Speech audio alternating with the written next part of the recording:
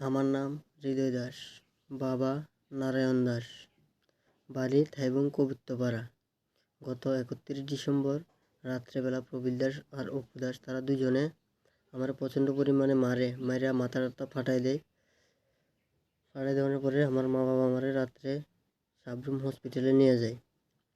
Sabroom hospital থেকে আমাকে Shantibazar refer করার পর শান্তিবাজার একদিন থাকার পর ওখান থেকে আগরতলা জিবি রেফার করে। জিবিতে চিকিৎসা করার পর আজকে আমি 3 দিন বাড়িতে আইছি। আসার পর তাদের নামে থানাতে লিখিত ডায়েরি এফআইআর করছিলাম।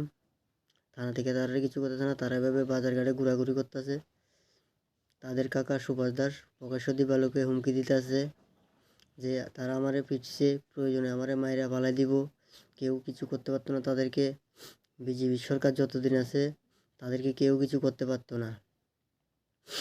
এখন আমি গরিব অসহায় মানুষ, মাননীয় মুখ্যমন্ত্রী স্যারের কাছে হাত জোর করে কইতাছি আমার প্রাণ ভিক্ষা দেন, আমার পরিবারের সুরক্ষা দেন, আমি যাতে সুস্থভাবে থাকতে পারি এই বিষয়ে উনি যেন দেখেন।